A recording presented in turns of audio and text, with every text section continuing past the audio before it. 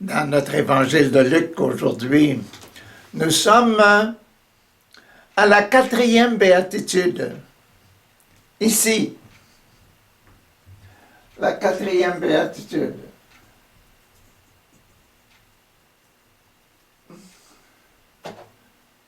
La 4e béatitude, heureux ceux qui sont persécutés à cause de moi, à cause de mon nom, dit Jésus.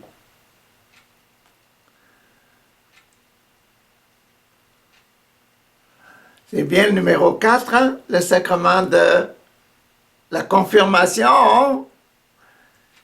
Quand je suis confirmé par mon évêque, hein, écoutez-le, il est assez vieux pour donner ce qu'il connaît au sujet de notre religion catholique. Hein? Écoutez-le, et laissez-le se confirmer.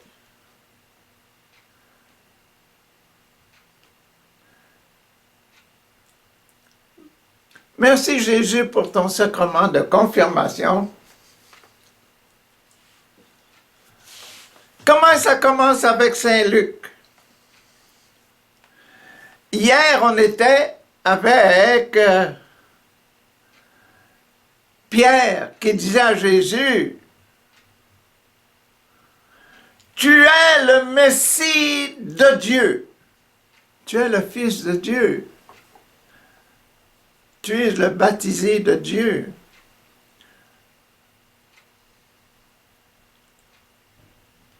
Pour nous dire, tu es baptisé.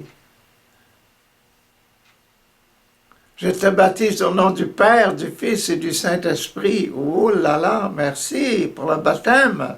Je suis un fils de Dieu. Saint Pierre qui dit, tu es Messie de Dieu. Ah, aujourd'hui, voilà. Jésus leur ordonna sévèrement de n'en parler à personne qu'il était Messie de Dieu. Et il ajouta,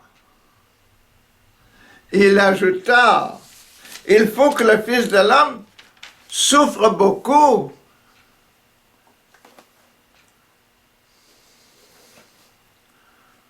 Les anciens, les chefs des prêtres et les maîtres de la loi le rejetteront. Il sera mis à mort et le 3e jour, il reviendra à la vie.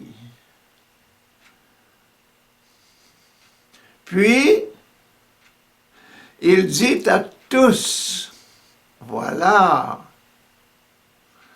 notre sacrement de confirmation. Si quelqu'un veut venir avec moi, si quelqu'un veut venir avec moi, qu'il cesse de penser à lui-même, qu'il porte sa croix chaque jour et me suive. Voilà mon sacrement de confirmation là. Et on est vraiment dans le numéro 4, la confirmation. Numéro 4 de Saint Luc. Parce qu'il a mis le sacrement de l'Eucharistie au numéro 2. Là, nous sommes rendus au numéro 4. Numéro 4, c'est la confirmation. Qu'il porte sa croix chaque jour et qu'il me suive. Car l'homme qui veut sauver sa vie, hein, la perdra. Mais celui qui perdra sa vie pour moi,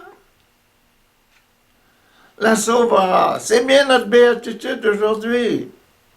Bienheureux ceux qui sont persécutés à cause de moi.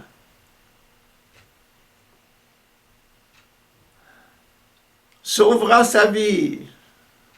À quoi sert-il à un homme de gagner le monde entier s'il se perd lui-même ou va à sa destruction?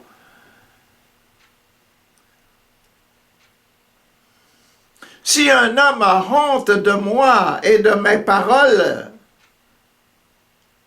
alors le Fils de l'homme aura honte de lui quand il viendra dans sa gloire et dans la gloire du Père et des saints anges. Le Fils de l'homme aura honte de vous quand vous viendrez dans la compagnie. Vous paraîtrez devant la compagnie des anges du ciel,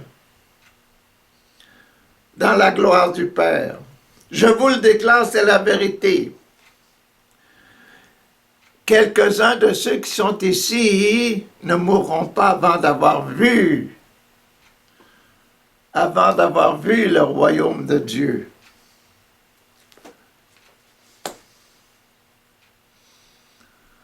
Avant d'avoir vu le royaume de Dieu, avant d'avoir réalisé dans leur vie le royaume de Dieu, avant d'avoir réalisé dans leur vie le programme de sanctification de Jésus, la vie de Jésus.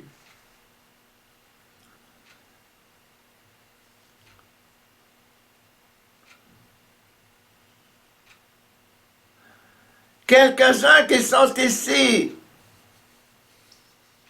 ceux qui ont choisi de me suivre, de porter leur croix chaque jour, vont voir dans leur vie que je suis présent en eux. Ils vont voir le royaume de Dieu présent en eux. Ça, c'est vraiment notre confirmation. Hein? Et la confirmation de la béatitude. Bienheureux ceux qui vont donner leur vie pour moi. Ceux qui vont donner leur vie pour respecter la pureté de leur cœur. Ceux qui seront prêts à être des martyrs.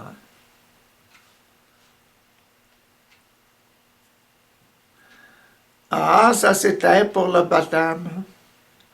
Voyons maintenant pour l'Eucharistie. C'est quoi l'Eucharistie? C'est quoi l'Eucharistie? Ah, pour Saint Luc, dans la confirmation de soi-même, c'est quoi l'Eucharistie?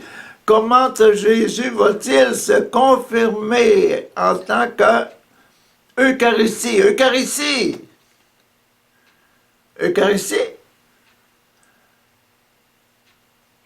Dieu est en moi, je suis en Dieu. Jésus est en moi, je suis en Jésus. Jésus au milieu de nous.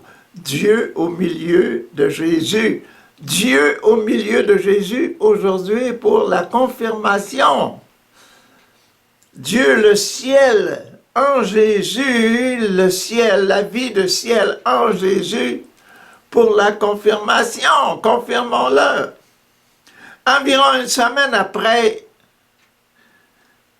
qu'il lui parlait ainsi, Jésus prit avec lui Pierre, Jean et Jacques, et ils montèrent sur une montagne pour prier. Allons prier. Pendant qu'il priait, son visage changea d'aspect, ses vêtements devinrent d'une blancheur éblouissante. Soudain, il y eut là deux hommes qui s'entretenaient avec Jésus. C'était Moïse et Élie. Ils apparaissaient au milieu d'une gloire céleste. Ils parlaient avec Jésus de la façon dont il allait accomplir sa mission en mourant à Jérusalem.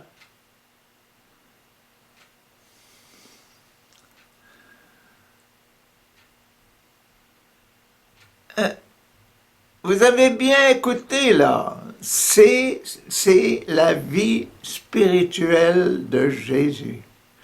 C'est l'Eucharistie vécue par Jésus.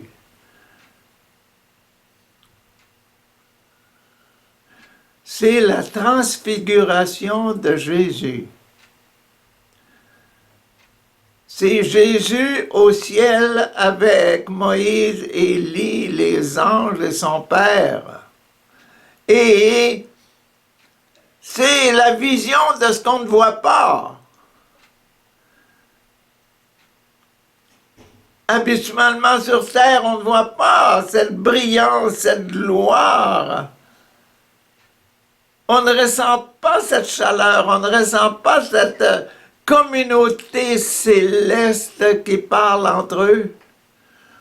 On n'entend pas ça habituellement. Mais c'est une révélation pour les apôtres Pierre, Jacques et Jean. C'était vraiment une révélation du mystère, une confirmation du mystère de la vie éternelle, de la vie spirituelle de Jésus. Et une confirmation de leur vie spirituelle quand ils prennent sa croix et qu'ils le suivent.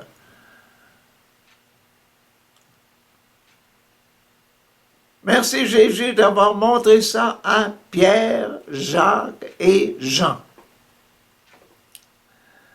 Pierre et ses compagnons s'étaient profondément endormis, mais ils se réveillèrent et virent la gloire de Jésus et les deux hommes qui se tenaient avec lui. Au moment où les deux hommes quittaient Jésus, Pierre lui dit, « Maître, c'est bien que nous soyons ici. » Ah!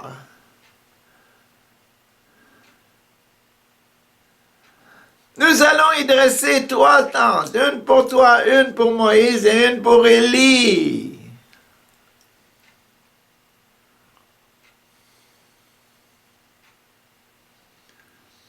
Ils ne savaient pas ce qu'il disait. Pendant qu'il parlait ainsi, un nuage apparut et les couvrit de son ombre.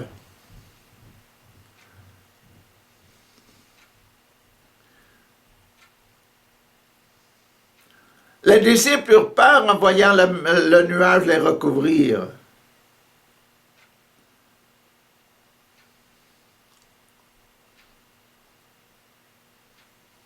Du nuage, une voix se fit entendre. « Celui-ci, c'est mon fils que j'ai choisi, écoutez-le. »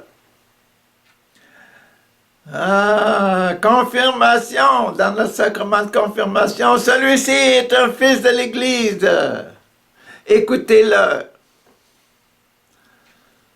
Celui-ci, c'est un fils de Dieu baptisé. Écoutez-le.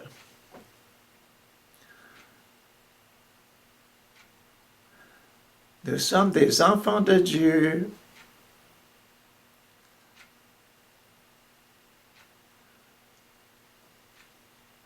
Nous devons le réaliser dans notre vie.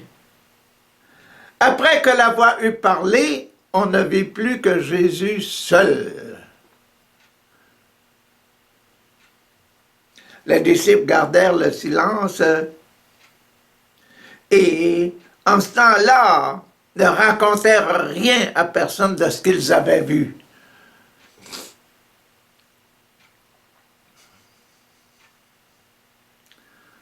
C'était l'Eucharistie, c'était la vie.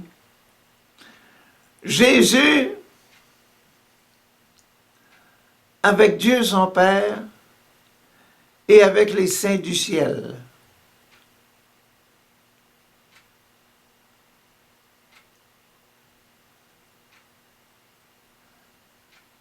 Le Père qui dit, c'est mon fils. Et les deux prophètes, Moïse et Élie,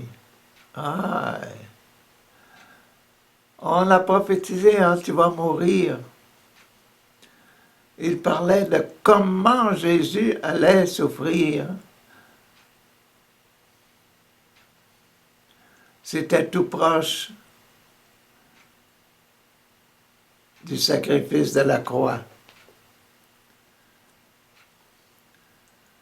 Ah, maintenant, numéro 3, la réconciliation.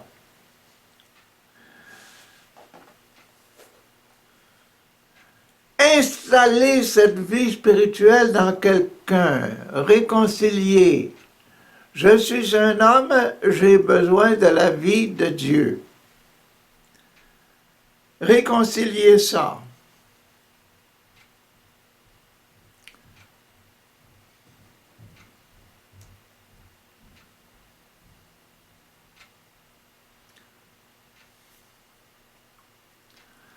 Persécuté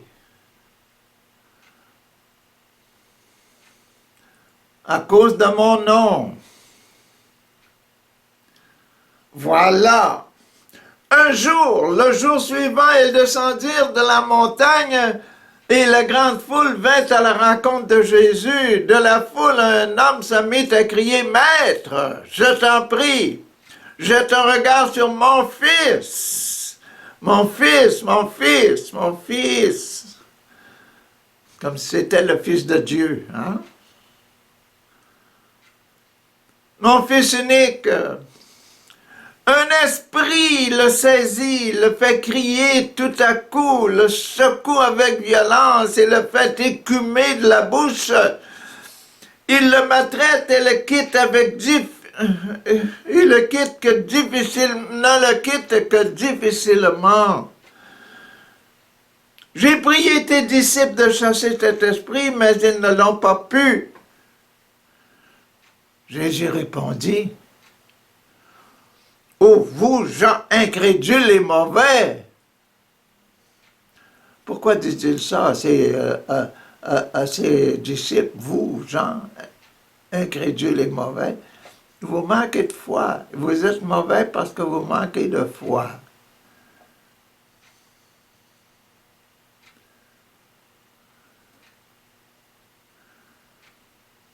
Combien de temps devrais-je encore rester avec vous pour vous enseigner quoi faire? Comment chasser les mauvais esprits? Combien de temps encore devrais-je vous supporter?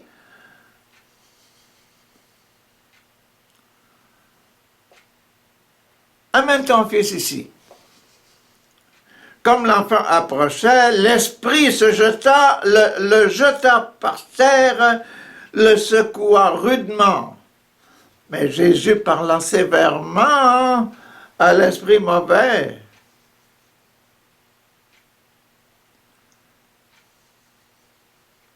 Il guérit l'enfant et le remit à son père.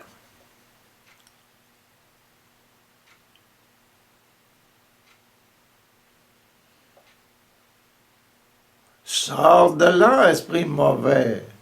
Au nom de Jésus, je suis Jésus. Je te dis, sors de là. Je suis le Fils de Dieu, sors de là. C'est la maison de mon Père. L'homme est né et je lui dis qu'il est le Fils de mon Père. Sors de ma maison.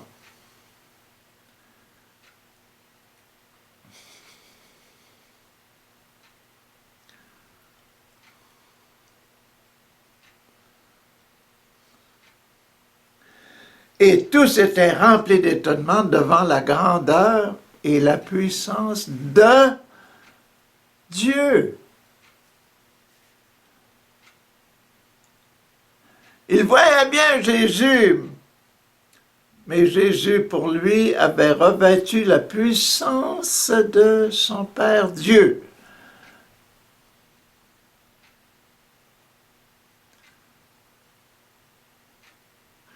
Papa et moi, nous sommes un.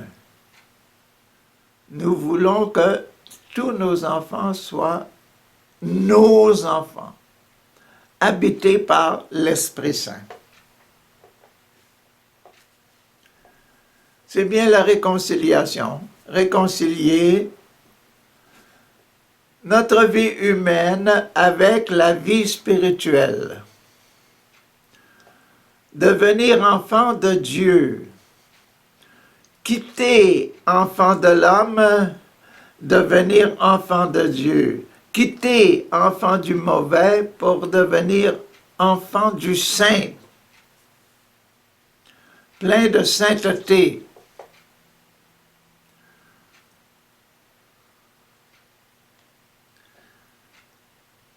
Passons maintenant au numéro 4.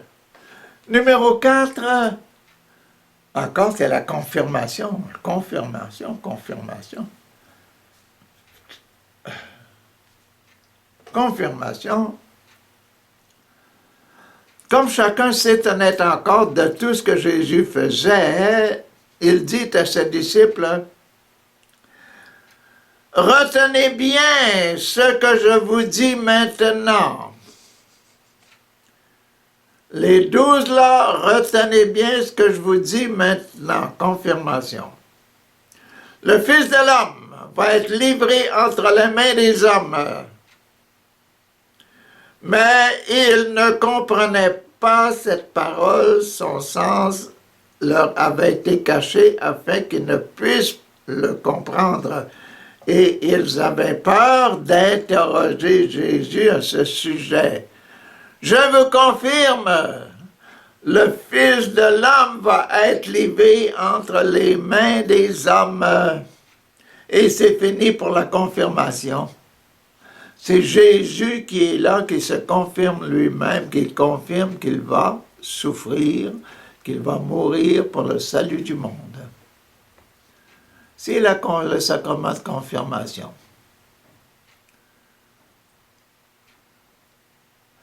Merci Seigneur pour ce sacrement de confirmation. Passons maintenant au sacrement de l'extrême onction. Extrême onction. Les disciples se mirent à discuter pour savoir lequel d'entre eux était le plus grand. On est 12, là. Lequel, là, parmi nous autres, qui est le plus grand? Jean, Jacques, Pierre, Matthieu. Qui d'entre nous est le plus grand? Jésus se rendit compte de ce qu'il pensait. Jésus se rendit compte de ce qu'il pensait. Il était avec eux autres, là. Il prit alors un enfant, le plaça auprès de lui. « Viens t'asseoir, mon petit. » Prit un enfant, le mit à côté de lui. « Ah, viens t'asseoir, mon petit. »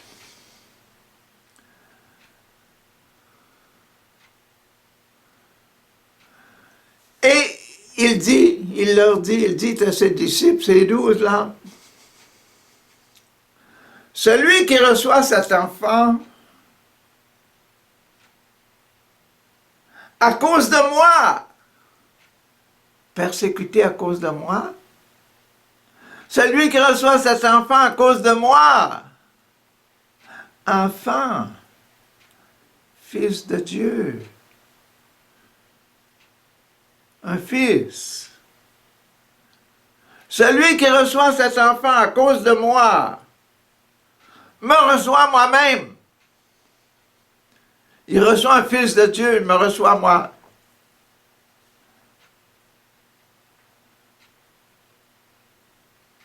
Le sacrement de l'extrême onction, là, c'est une extrême onction que Jésus est en train de faire, là. Voilà votre difficulté. Vous ne réalisez pas assez que vous êtes des enfants de Dieu. Ah, voici un petit enfant, là.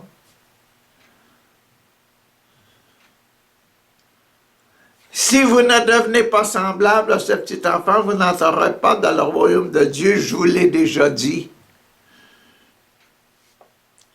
Un petit enfant. Celui qui me reçoit celui qui m'a envoyé. Si vous autres, vous recevez celui-ci comme étant un enfant de Dieu, vous me recevez moi-même. Et celui qui me reçoit moi, reçoit celui qui m'a envoyé, papa.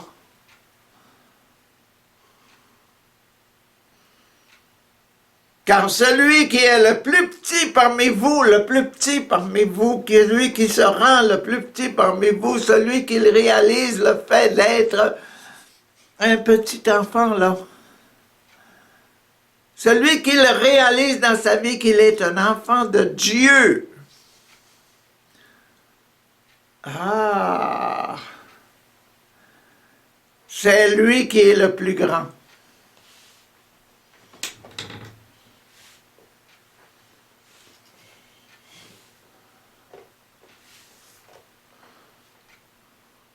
Vous l'avez compris? C'est ça que Jésus fait comme une extrême onction, extrême action.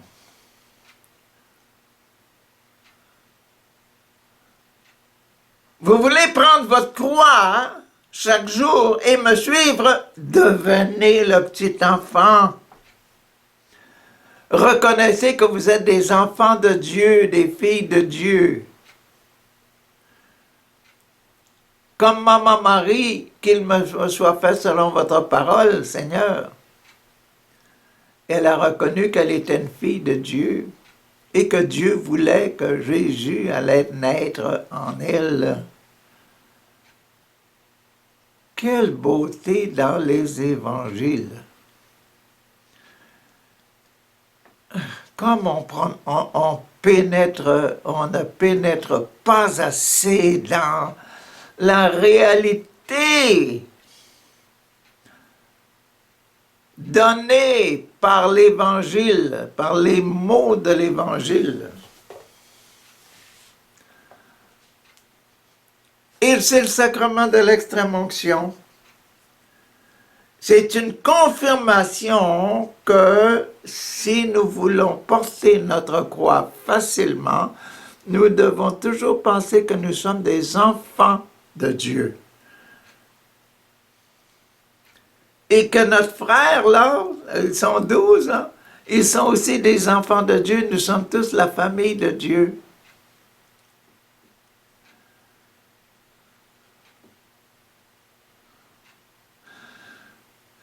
Et que l'Esprit Saint parle à travers chacun des enfants de Dieu. Imaginez-vous les millions dans le monde entier. Des milliards dans le ciel et dans le monde entier. Enfants de Dieu. Depuis la création jusqu'à la fin de cette terre.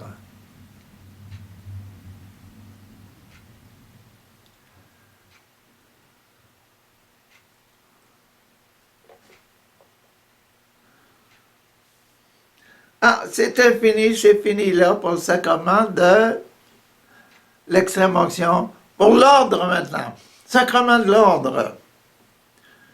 Persécuté en mon nom, pour mon nom. Sacrement de l'ordre. Sacrement de l'ordre. Wow, persécuté pour mon nom. Écoutez bien. Jean prit la parole et dit, Maître, Jean, celui que Jésus aimait là. Hein? Il prit la parole et dit, Maître, nous avons vu un homme qui chassa des esprits mauvais en son nom. Hein?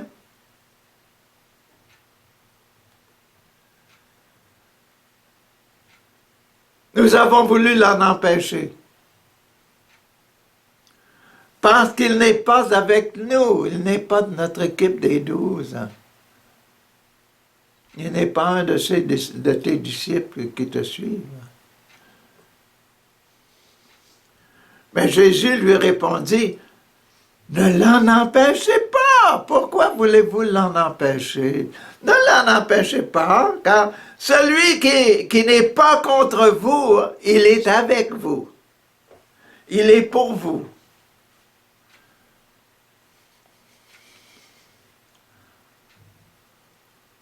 Ne l'en empêchez pas, mon esprit peut parler aussi bien à des Pierres, peut parler aussi bien à des Juifs, peut parler aussi bien à des Canadiens, peut se parler aussi bien à des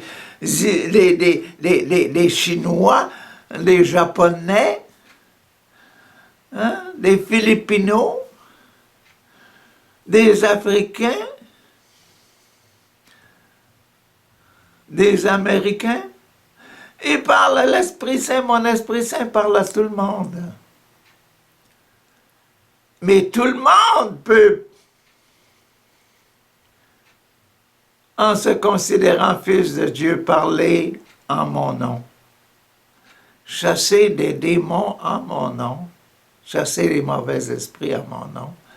Si tout le monde s'est donné à tous les enfants de la terre, parce que tous les enfants sont des fils d'Adam, fils de Dieu.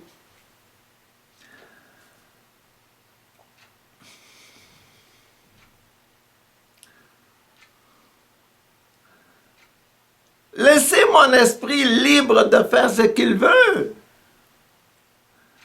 C'est mon esprit qui a raison.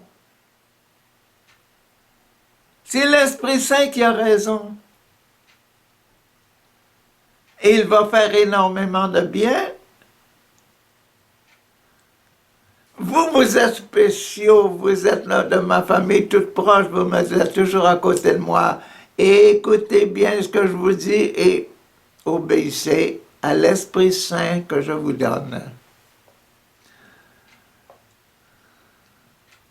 Vous autres, vous êtes des chanceux, eux autres, pour en arriver là à chasser des esprits. Par l'inspiration, à cause de l'inspiration de l'Esprit Saint qui leur dit « Chasse des mauvais esprits au nom de Jésus. » Il chassait les esprits en ton nom, Jésus, nous avons voulu l'arrêter. Arrêtez-le pas. C'est mon Esprit Saint qui travaille. Oh, merci Seigneur de me faire aimer. Tous ceux qui ne sont pas de ma famille chrétienne, de ma dénomination. Merci, merci. Merci Seigneur de me faire aimer tous ceux qui obéissent à l'Esprit Saint. Ah, c'était le numéro 6, imaginez-vous. Et c'est fini là. C'est courbe, c'est provocatif, hein? Ça nous enlève des barrières entre dénominations. Le Saint-Esprit a le droit de souffler où il veut.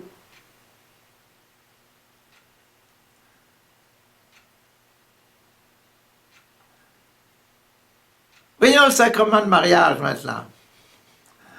Lorsqu'approchèrent les jours où Jésus devait être enlevé au ciel, lorsqu'arrivèrent les jours proches du sacrement de Pâques, de la Pâque, où Jésus allait souffrir, il décida fermement de se rendre à Jérusalem. Il envoya des messagers devant lui, il envoya des apôtres, des disciples devant lui.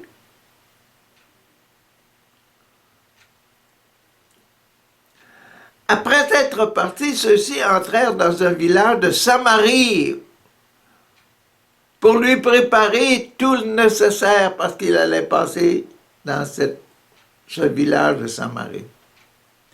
Mais les habitants ne voulurent pas le recevoir parce que il se dirigeait vers Jérusalem.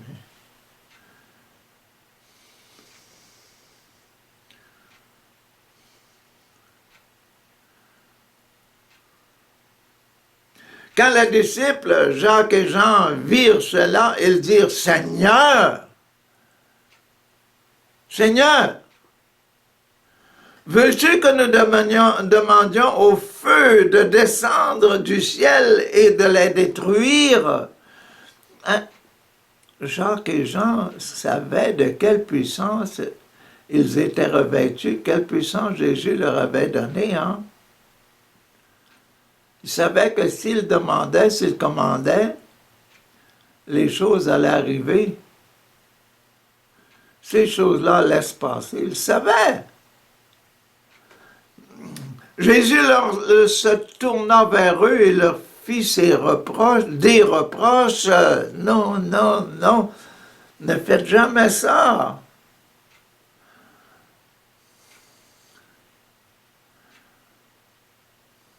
C'est pas la volonté de mon Esprit Saint.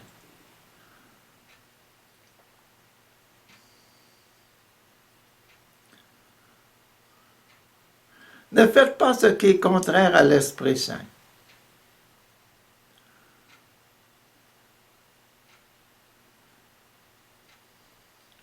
Et ils allèrent dans un autre village.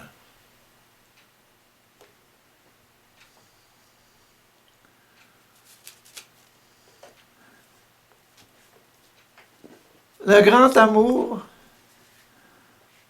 Jacques et Jean, les disciples du tonnerre,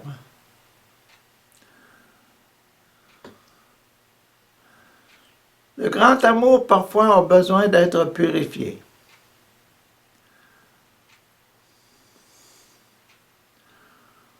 Parfois qu'on pense que ce qu'on fait est parfait, c'est bien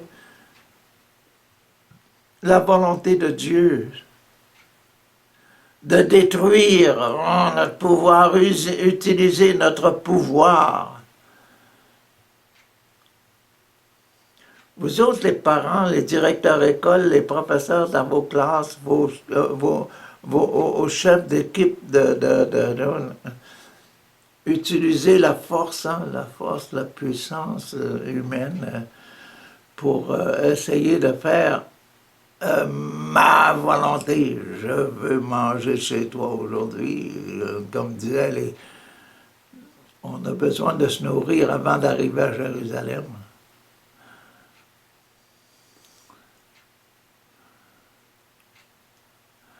On réfléchit pas assez.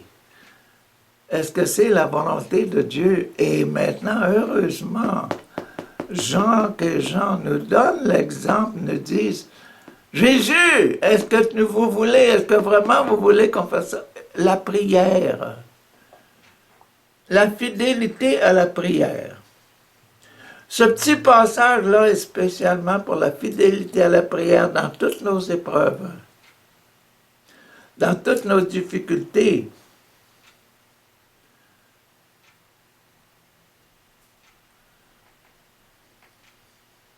Persécuté à cause de mon nom.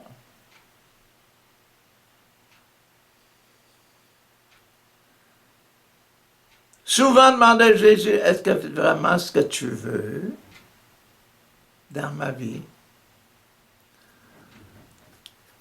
Demain, aïe, aïe, aïe, on rentre dans le rouge ici, là, le premier rouge. Le premier des deux rouges.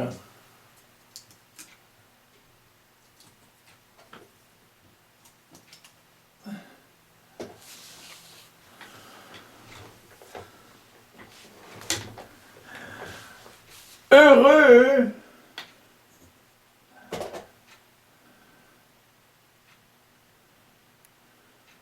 les pauvres, heureux ceux qui ont faim, heureux ceux qui pleurent, heureux ceux qui sont persécutés. Mais on est rendu là à réjouissez-vous. Et on est rendu, le prêtre au milieu de l'autel est en train de à rentrer le poignard dans l'offrande. C'est l'offrande qui est là. C'est le corps et le sang de Jésus. Le prêtre au milieu de l'autel. Prenez, mangez, ceci est mon corps. Prenez, buvez, ceci est mon sang. Dans prenez et mangez, ceci est mon corps, il y a 7 passages. Dans le prenez et buvez, ceci est mon sang, il y aura 7 passages. Le corps et le sang. C'est l'offrande qui est au milieu, zoom transpercé, l'épée passe à travers. Et Jésus dit, soyez heureux parce que je suis en train de faire ma job. Je suis en train de purifier le monde. Qu'est-ce que Luc a mis dans ces 7 passages-là pour demain? Ce serait intéressant de voir. Bonne journée.